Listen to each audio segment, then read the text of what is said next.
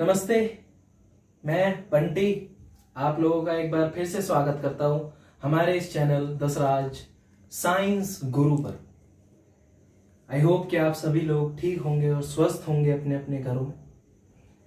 आज की ये जो वीडियो है वो है 10th क्लास के एनसीईआरटी ओरिएंटेशन को लेकर। ऐसे कौन कौन सी चीजें हैं 10th क्लास में जो स्टूडेंट्स न्यू पढ़ेंगे, यानी कि नई, और ऐसी कौन कौन सी चीजें हैं जो स्टूडेंट्स पहले पढ़ चुके हैं।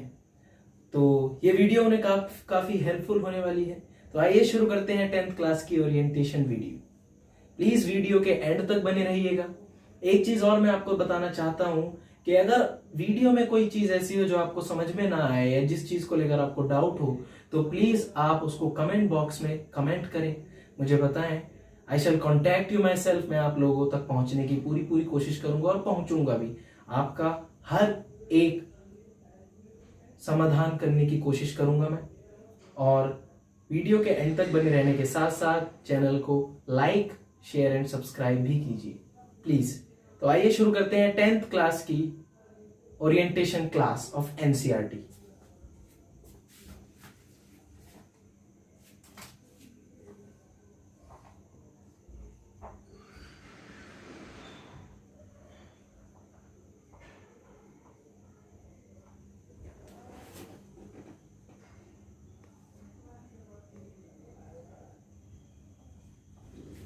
सबसे पहले मैं आपको बताना चाहता हूं कि आपके करियर के पर्सपेक्टिवली ये जो क्लास है काफी इंपॉर्टेंट है। तो मेरा आप लोगों से सिर्फ यही एक कहना है कि आप बड़े ही ध्यानपूर्वक इस क्लास में पढ़ाई करें और मन लगा के पढ़ाई करें। अगर आप मेहनत करेंगे तो आपको सफलता जरूर मिलेगी। आइए शुरू करते हैं सब्जेक्ट इंग्लिश से orientation class.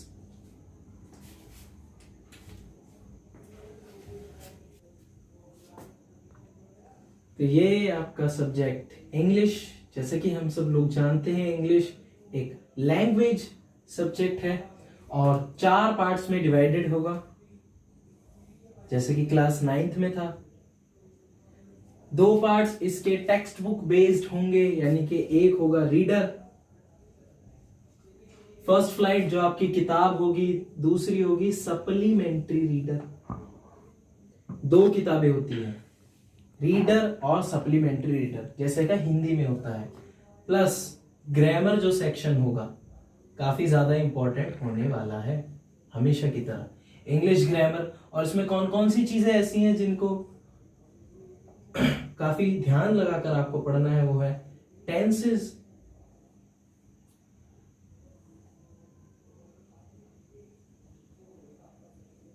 Models,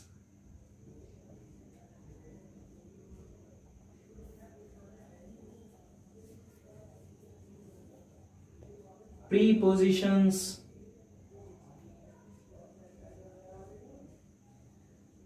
determiners,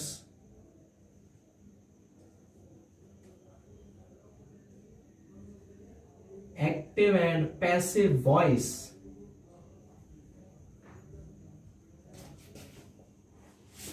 reported speech, और इसके साथ साथ ही जंबल वर्ड सेंटेंसेस जिनमें हमें रीअरेंज करना पड़ता है हमारे सभी वर्ड्स को, उल्टे सीधे वर्ड्स को एक सेंटेंस में बनाना होता है, सेंटेंस मेकिंग। सेकंड चीज एरर्स, ओमिशन, ये सारी चीजें आपको पढ़नी है ग्रामर सेक्शन में। और इसी के साथ साथ अगर राइटिंग की बात की जाए ग्रामर में, राइटिंग सेक्शन में, तो वहां पर आप क्या क्या पढ़ सकते हैं, स्टोरी राइटिंग, जो कि एक बहुत ही ज्यादा इंपॉर्टेंट होता है राइटिंग सेक्शन में एग्जाम के व्यू को लेकर अगर हम चले, और उसके साथ साथ लेटर राइटिंग, फॉर्मल और इनफॉर्मल दोनों। तो ये सारी चीजें आपके ग्रामर सेक्शन के अंदर है। एक पार्ट जो होता है इंग्लिश का वो होता है नोवेल का। हिंदी में नोवेल को उपन्यास कहा जाता है। अलग से 1 या फिर 2 किताबें होती हैं और उनमें से कोई एक क्वेश्चन आता है एग्जाम में 10 नंबर का, जिसका आपको आंसर करना होता है। उसके लिए आपको नोवेल पढ़नी होती है। So that is a particular book to study. तो ये एक अलग किताब है जिसके लिए आपको पढ़ना होता है। ये है आपके इंग्लिश सब्जेक्ट का प्रोस्पेक्टस।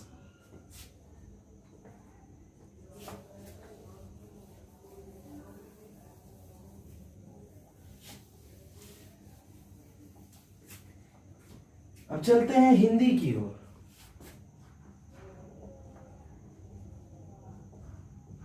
ध्यान रखिए एनसीईआरटी बेस्ड प्रोस्पेक्टस है फॉर द स्टूडेंट्स। 3 पार्ट्स में हिंदी डिवाइडेड है। रीडर, सप्लीमेंट्री बुक या रीडर, और थर्ड चीज माफ कीजिएगा यहां पर होगी व्याकरण, हिंदी व्याकरण। तो ये दोनों हैं आपकी पाठ्य पुस्तक।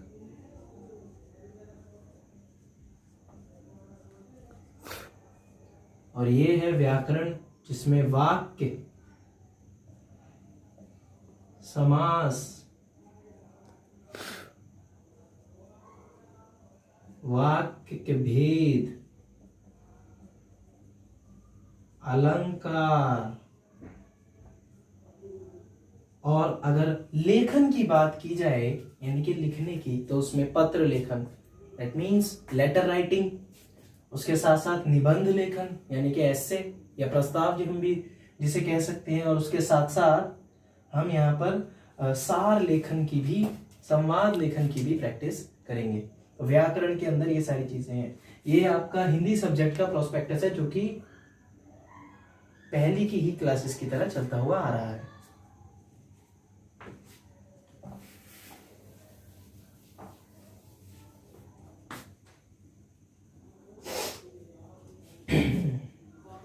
आइए बात करते हैं एसएसटी या फिर एसएससी की, यानी कि सोशल साइंस और सोशल स्टडी, सामाजिक अध्ययन या फिर सामाजिक विज्ञान।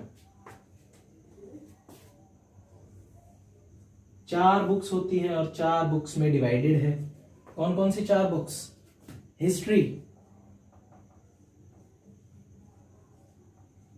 अतीत या फिर इतिहास हम जिसे कह सकते हैं, जियोग्राफी,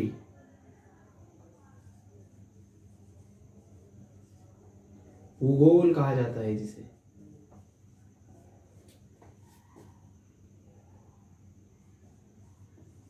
पॉलिटिकल साइंस यानी कि राजनीतिक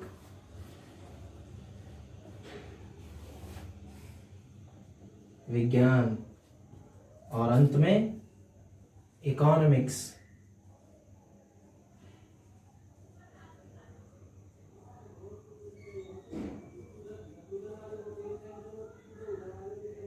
अर्थशास्त्र।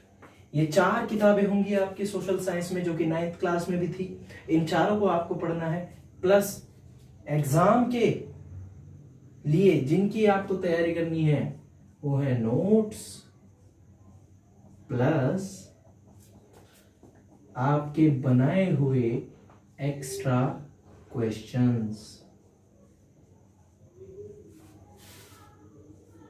Very very important. आपके नोट्स और आपके बनाए हुए, खुद के बनाए हुए एक्स्ट्रा क्वेश्चंस बहुत ज्यादा हेल्पफुल होंगे एसएसटी के पेपर को अटेम्प्ट करने में, जिनसे आप काफी ज्यादा सेटिस्फाइंग एग्जाम अटेम्प्ट कर सकते हैं और मार्क्स स्कोर कर सकते हैं, ज्यादा से ज्यादा नंबर लेकर आ सकते हैं। ठीक है, तो ये है आपका सोशल साइंस का प्रोस्पेक्टस।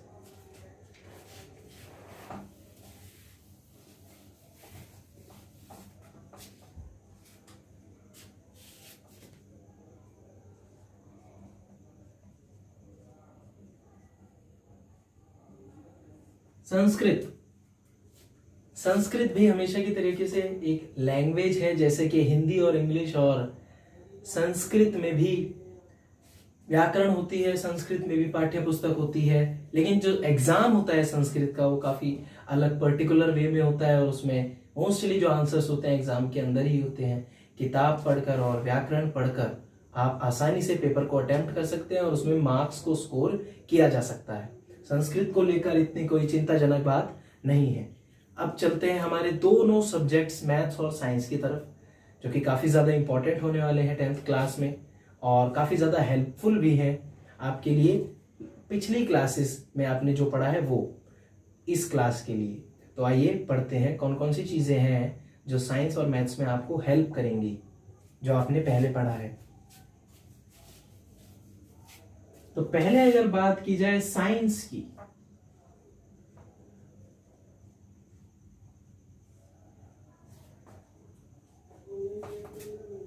तो साइंस में 3 भाग या फिर मैं कहूं 4 भाग बांटे जाएंगे। सबसे पहला भाग होगा केमिस्ट्री,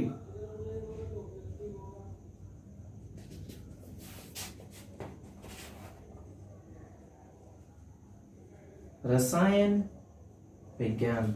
दूसरा भाग होगा बायोलॉजी,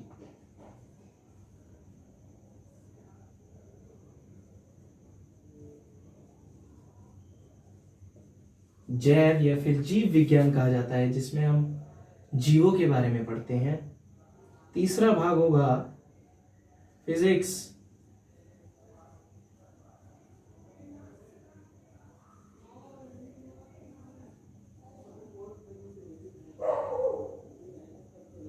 भौतिक विज्ञान और जनरल साइंस यानी कि सामान्य विज्ञान। ये 4 भाग है। केमिस्ट्री यानी कि केमिकल्स के बारे में पढ़ते हैं। बायोलॉजी जीवों के बारे में पढ़ा जाता है।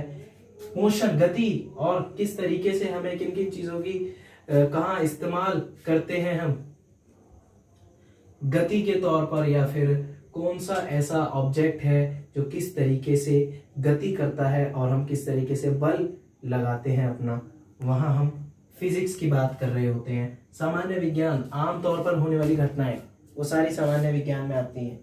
ठीक है, तो केमिस्ट्री के अगर मैं चैप्टर्स की बात करूं, फर्स्ट चैप्टर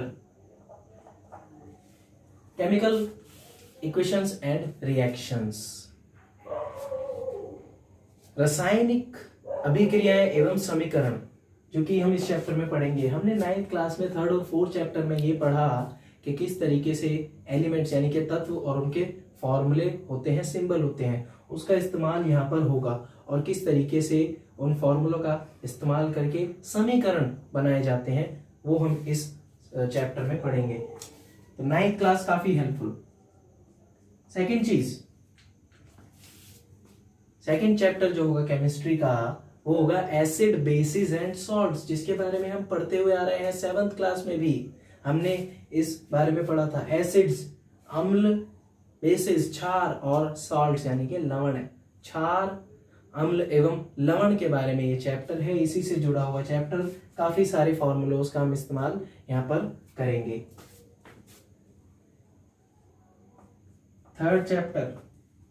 हमारा थर्ड चैप्टर होगा धातु एवं अधातु यानी कि मेटल्स और नॉन मेटल्स, जिसके बारे में हमने 8th क्लास में अच्छे से पढ़ा है, जिसके बारे में हमने 9th क्लास में भी पढ़ा है 2nd चैप्टर के अंदर।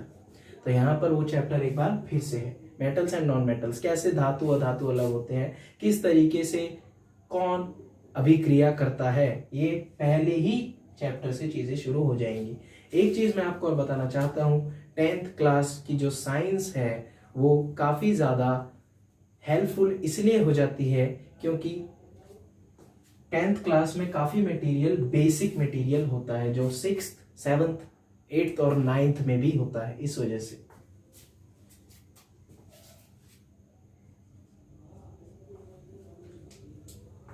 4th चैप्टर न्यू चैप्टर है। चौथा जो चैप्टर है वो एक नया चैप्टर है जिसमें हम कार्बन और उसके यौगिकों के बारे में पढ़ेंगे। कार्बन एक तत्व का नाम, एक एलिमेंट। 5th चैप्टर यानी कि पीरियोडिक क्लासिफिकेशन ऑफ एलिमेंट्स, तत्वों का आवर्त वर्गीकरण, उसके बारे में जानेंगे। किस तरीके से तत्वों को अलग अलग तरीके से बांटा गया है और क्यों बांटा गया है तत्वों को, उसके बारे में भी जानकारी प्राप्त करेंगे इस चैप्टर में। ये है हमारे केमिस्ट्री के चैप्टर्स। आई होप कि आपको समझ में आ रहा होगा कि कौन कौन सी ऐसी चीजें हैं जो हमने पहले पढ़ रखी हैं और कौन कौन सी ऐसी चीजें जो हम न्यू पढ़ेंगे। ये न्यू चैप्टर्स हैं, ये हमने पढ़े हुए हैं, बस और ज्यादा इनको डिटेल में हमने पढ़ना है। बायोलॉजी की अगर मैं बात करूं तो यहाँ पर जो सबसे इंपॉर्टेंट चैप्टर आता है आपके पूरी 10th क्लास का ही बायोलॉजी में, वो आता है 6th चैप्टर। सिक्स्थ चैप्टर है लाइफ प्रोसेसेस, जैव प्रक्रम। हमारी जो जिंदगी है उसमें क्या क्या होता है और कैसे कैसे हमारी जिंदगी चलती है। इसमें हम गिने चुने कई सारे प्रोसेसेस के बारे में पढ़ते हैं, जैसे कि रेस्पिरेशन यानी कि श्वसन क्रिया, सांस लेना, जैसे कि न्यूट्रिशन यानी कि पोषण, खाना, जैसे कि एक्सक्रीशन यानी कि उत्सर्जन, अपनी बॉडी में से वेस्ट को निकाल देना। ट्रांसपिरेशन, ट्रांसपिरेशन का मतलब है हमारी बॉडी में चीजों का इधर से उधर जाना, यानी कि वहन जिसे कहा जाता है। और डाइजेशन के बारे में भी हम यहाँ पढ़ेंगे। तो हमारी बॉडी के अंदर यानी हमारे शरीर के अंदर क्या क्या चीजें होती हैं उसके बारे में है इस चैप्टर में। बहुत ही इंपॉर्टेंट चैप्टर बायोलॉजी का। Seventh chapter control and coordination, नियंत्रण एवं समन्वय। हमारी बॉडी किसी भी चीज को लेकर या फिर किसी भी क्रिया को लेकर किस तरीके से हिलती है उसके बारे में यहाँ पर हम चर्चा करेंगे। Actions, stimulus, stimuli, reactions, reflex actions, इन सभी के बारे में यहाँ पर बात की जाएगी। हार्मोन्स के बारे में यहाँ पर बात की जाएगी। हमारी बॉडी को कौन कौन से ऐसे ऑर्गन्स हैं जो कंट्रोल करते हैं उसके बारे में हम इस चैप्टर में पढ़ेंगे, जैसे कि ब्रेन यानी कि हमारा दिमाग और हमारा मेरुरज्जु, स्पाइनल कॉर्ड। आई होप कि आप मेरी बात समझ रहे होंगे। ये कुछ नए पार्ट्स के नाम है जो आप इस चैप्टर में पढ़ेंगे। सारी चीजें हम डिटेल में पढ़ेंगे। एट्थ चैप्टर हमने 7th क्लास और 8th क्लास में बहुत ही अच्छे से पढ़ रखा है। हाउ डू ऑर्गेनिज्म रिप्रोड्यूस, किस तरीके से जंतुएं जनन करते हैं, कैसे कैसे कौन कौन से जंतु किस किस तरीके से जीव और जंतु जनन करते हैं, यानी कि प्रजनन, नए जीवों को किस तरीके से जन्म देते हैं। यहाँ पर हम एनिमल्स और प्लांट्स दोनों की बात करेंगे, जानवरों की भी और पौधों की भी, और उसके साथ साथ होने वाली जो उससे संबंधित बीमारियां होती हैं उनके बारे में भी यहाँ पर जानेंगे। 9th चैप्टर जो है 10th क्लास का, वो हम कह सकते हैं न्यू है। क्यों? क्योंकि हमने हेरिडिटी एंड एवोल्यूशन यानी कि आनुवंशिकता और जैव विकास के बारे में पहले तो कभी विशेष या फिर विस्तार रूप से नहीं पढ़ा, लेकिन थोड़ा बहुत पढ़ रखा है हमने 9th क्लास में भी और 8th क्लास में भी।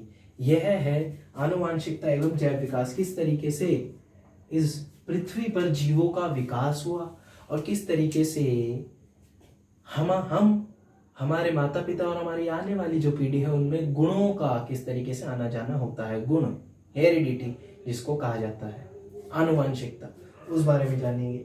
यह है आपका बायोलॉजी का विस्तार। अब बात करते हैं भौतिक यानी कि फिजिक्स की, और फिजिक्स में हम पढ़ेंगे 10th चैप्टर जो है हमारा वो है लाइट यानी कि प्रकाश, रिफ्लेक्शन एंड रिफ्रैक्शन, परावर्तन एवं अपवर्तन। यहाँ नई चीजें ऐड हो जाती हैं। यहाँ पर हम स्फेरिकल लेंस और स्फेरिकल मिरर यानी कि गोलाकार लेंस और गोलाकार मिरर के बारे में जानेंगे बहुत ही विस्तार रूप से। रिफ्रैक्शन के बारे में जानेंगे यानी अपवर्तन के बारे में, अपवर्तन क्या होता है, और प्रकाश से होने वाली कई सारी घटनाओं के बारे में हम यहाँ जानेंगे।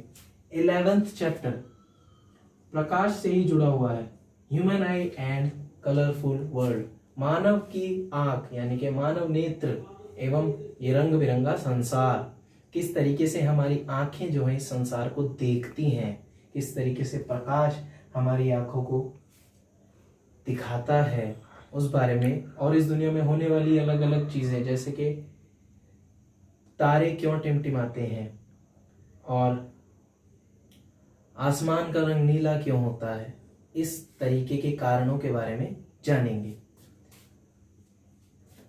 यह चैप्टर भी यहाँ पर हम एक न्यू चैप्टर के तौर पर कंसीडर कर सकते हैं, लेकिन इसमें भी कई चीजें हमने पढ़ रखी है। हमारी आंखों में किस तरीके के डिफेक्ट्स हो सकते हैं वो भी हम इसके बारे में जानेंगे। पास की नजर कमजोर, दूर की नजर कमजोर, इस तरीके की चीजें। 12th चैप्टर इलेक्ट्रिसिटी यानी कि विद्युत, इसके बारे में हमने पहले भी पढ़ा हुआ है। विद्युत के बारे में, सर्किट्स के बारे में, तो यहाँ पर विद्युत परिपथ कहा जाता है जिसे सर्किट को। तो यहाँ पर हम सर्किट्स और उसके साथ साथ होने वाली कई सारी चीजों को जानेंगे कि किस तरीके से हमारे घरों में जो बिजली होती है वो लगी होती है। ऊर्जा एवं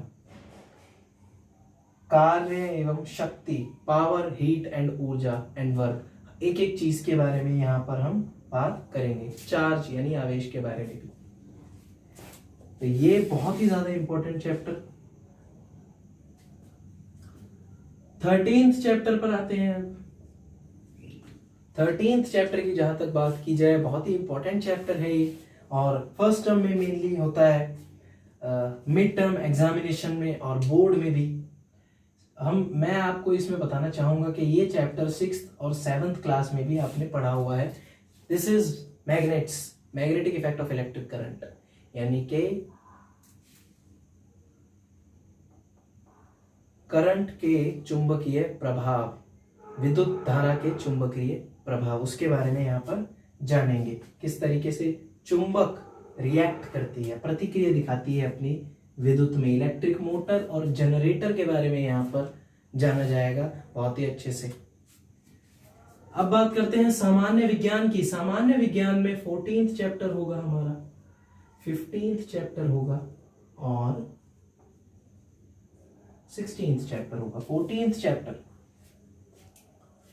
नेचुरल रिसोर्सेस, यानी कि जो हमने 9th क्लास में भी हमने इस बारे में पढ़ा है, नेचुरल रिसोर्सेस के बारे में। कौन कौन से नेचुरल रिसोर्सेज हैं हमारे पास और कौन कौन सी ऐसी चीज़ें हैं जो मैन मेड, यानी कि हमने खुद ने बनाई है, प्राकृतिक संसाधन। और उसके साथ साथ या फिर सोर्सेज ऑफ एनर्जी, इस चैप्टर का जो नाम है, एनर्जी के, ऊर्जा के स्रोत, इस चैप्टर का नाम है ऊर्जा के स्रोत, और जिसमें हम नेचुरल रिसोर्सेज और मैन मेड रिसोर्सेज दोनों की ही बात करेंगे। कोई नया चैप्टर नहीं है, लेकिन काफी सारी नई चीजें एडेड हैं इसी चैप्टर के अंदर। 15th चैप्टर आर एनवायरमेंट, यानी कि हमारा पर्यावरण, ओजोन के बारे में यहाँ पर बातचीत होगी, पोल्यूशन के बारे में, और वही चीजें जो हमने पहले भी पढ़ी हुई हैं अपने पर्यावरण के बारे में। कौन कौन सी ऐसी चीजें जो हमारे पर्यावरण को दूषित करती हैं, वो सभी चीजें हम इस चैप्टर में पढ़ेंगे। 16th chapter management of natural resources, यानी प्राकृतिक संसाधनों का संरक्षण, या फिर मैं कहूँ प्राकृतिक संसाधनों का रखरखाव किस तरीके से किया जा सकता है, वो हम इस चैप्टर में पढ़ेंगे। प्राकृतिक संसाधनों को किन किन चीजों से दिक्कतें हो सकती हैं। और पहली बात तो ये कि प्राकृतिक संसाधन होता क्या है। वो संसाधन यानी कि वो चीजें जो हमें प्रकृति से मिली हैं, उनको प्राकृतिक संसाधन कहा जाता है, और उनको किस तरीके से उनका ध्यान रखना है वो हम इस चैप्टर में पढ़ेंगे। केमिस्ट्री, बायोलॉजी, फिजिक्स और जनरल साइंस। मैं उम्मीद करता हूं कि आप सभी बच्चों को समझ में आ गया होगा कि 10th क्लास की साइंस में ये सारी वो चीजें हैं जिनको हमें बहुत ही ध्यान से पढ़ना है। और इसके साथ साथ मैं लैब मैनुअल के बारे में आपको बताना चाहता हूँ। जो लैब्स में प्रैक्टिकल्स होंगे उसमें भी आपको बहुत ही अच्छे से ध्यान से पढ़ना है, एक्टिविटीज के बारे में। तो ये थियोरी बेस्ड चीजें हैं, यानी कि थियोरी है, ये आपको पढ़नी है, न्यूमेरिकल्स करने हैं, साथ ही साथ जो लैब मैनुअल्स हैं उनकी एक्टिविटीज को परफॉर्म करना है जो लैब में एक्टिविटीज होती हैं। और अगर लैब में एक्टिविटीज नहीं होती तो आप प्लीज उन एक्टिविटीज को सर्च करें। अगर कोई एक्टिविटी है जो आपकी समझ में नहीं आ रही है तो मैं आपको पूरी तरह से वो एक्टिविटी समझाने की कोशिश करूंगा। आई होप कि आपको साइंस का प्रोस्पेक्टस समझ में आया होगा। अब बात करते हैं मैथ्स की।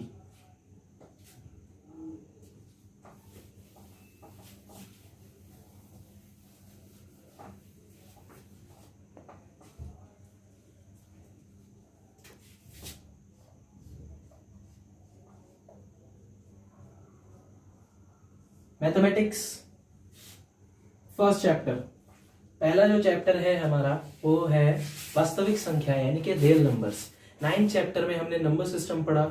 नंबर सिस्टम इसी से जुड़ा हुआ, रियल नंबर से ही जुड़ा हुआ एक चैप्टर है, तो वही आगे कंटिन्यू होगा। इसमें एलसीएम और एचसीएफ और यूक्लिड डिवीजन लेमा के बारे में, यूक्लिड डिवीजन एल्गोरिथम के बारे में हम बड़े अच्छे से पढ़ेंगे।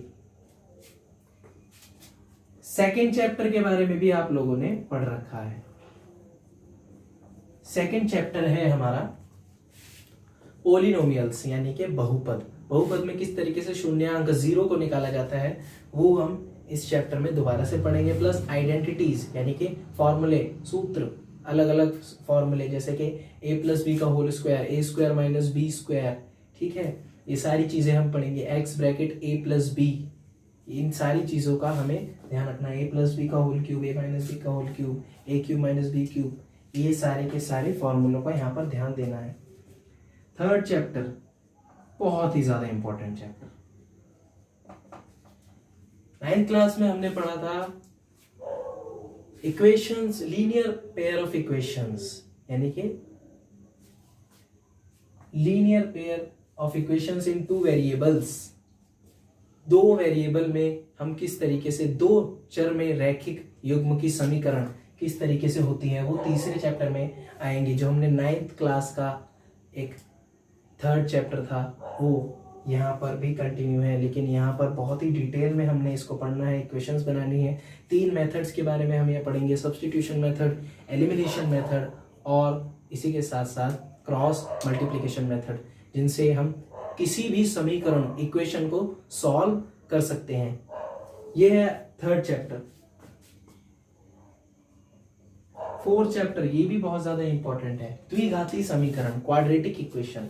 इसमें किस तरीके से फैक्टराइजेशन, खंडन का इस्तेमाल होगा या फैक्टराइज किस तरीके से किया जाता है, प्लस क्वाड्रेटिक फॉर्मूले का इस्तेमाल होता है यहाँ पर, द्विघाती फॉर्मूला जो कि हमारे साइंटिस्ट श्री धराचार्य ने दिया था, उनका उस फॉर्मूले का यहाँ पर इस्तेमाल होगा। और यहाँ पर हम रूट निकालेंगे किसी भी इक्वेशन का, रूट यानी कि मूल।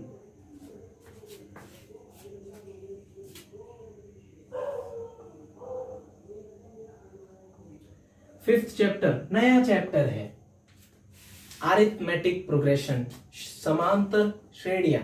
ये एक बिल्कुल नया चैप्टर है और जैसे जैसे कोर्स आगे बढ़ता रहेगा आपको इस नए चैप्टर में काफ़ी इंटरेस्ट आएगा। अच्छा चैप्टर है और इस चैप्टर को लेकर तो 9th क्लास तक कोई चीज़ नहीं है, लेकिन आई होप सीरीज मैं आपको बताना चाहूँगा। इस चैप्टर में आप सीरीज के बारे में पढ़ेंगे, श्रेणियाँ किस तरीके से एक सीरीज में चीज़ होती है, जैसे कि 5, 10, 15, 20, 25, इस तरीके से 6, 12, 18, 5, 7, 9, 11, 13, ये एक श्रेणी बनती जा रही है। इस तरीके से हम चीज़ों को यहाँ पर पढ़ेंगे। कुछ टर्म्स मैं आपको बताना चाहूँगा, इसमें कॉमन डिफरेंस यानी कि डी होता है, एन होता है नंबर ऑफ टर्म्स यानी कि पदों की संख्या।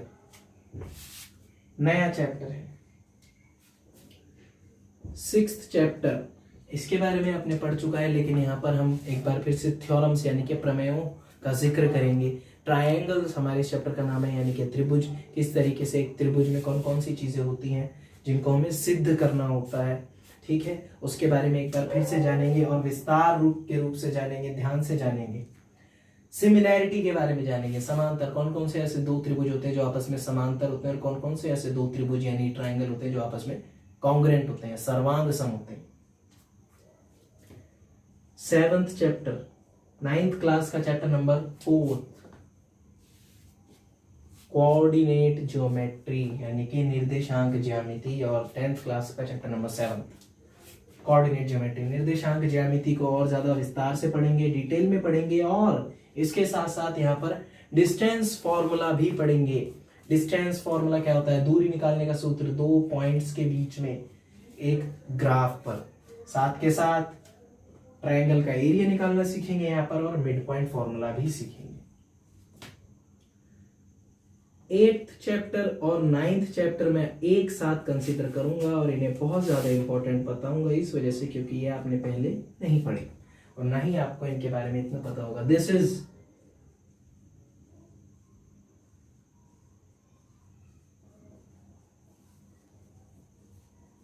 ट्रिग्नोमेट्री, त्रिकोणमिति से परिचय और त्रिकोणमिति के उपयोग हम कह सकते हैं या फिर परिप्रयोग। Applications of trigonometry and 8th chapter trigonometry, कुछ एंगल्स के बारे में और थीटास के बारे में यहाँ पर हम जानेंगे, आइडेंटिटीज के बारे में जानेंगे इन दोनों चैप्टर में। जैसे कोर्स कवर होता रहेगा आपको इस चैप्टर का पता लगेगा, बहुत ही ज्यादा इंपॉर्टेंट चैप्टर है और इस इन दोनों चैप्टर्स के लिए मैं अलग से वीडियो लेकर जरूर आऊंगा।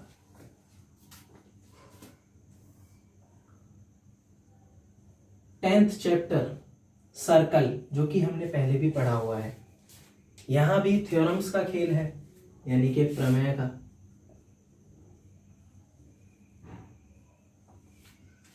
यहां भी अलग अलग थ्योरम्स होंगी जिसको हमें सिद्ध करना होगा।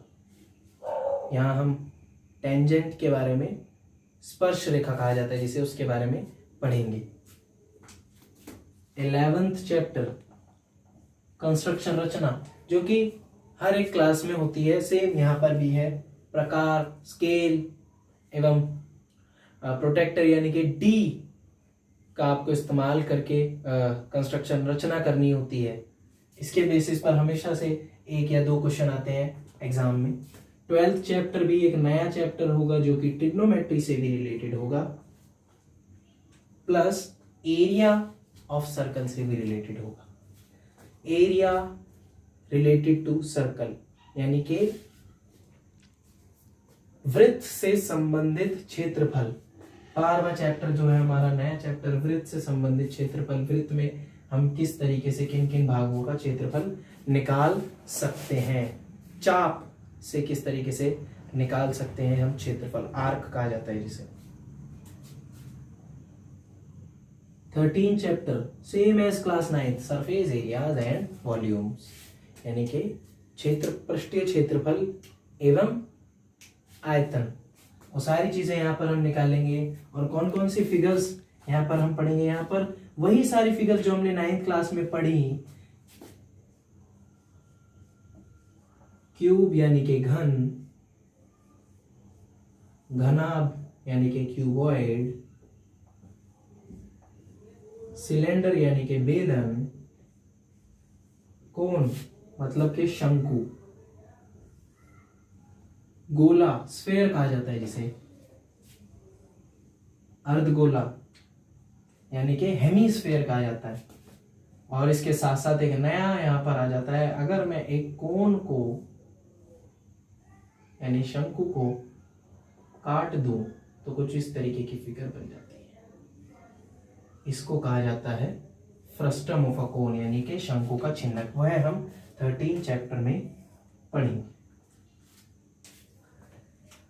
और इनके एरियाज और वॉल्यूम्स यानी कि क्षेत्रफल एवं आयतन के बारे में पढ़ेंगे। अब आते हैं 14th चैप्टर पर, same as class 9th, statistics, सांख्यिकी। 14 चैप्टर है हमारा सांख्यिकी और central tendency of the data हम यहाँ पर निकालेंगे।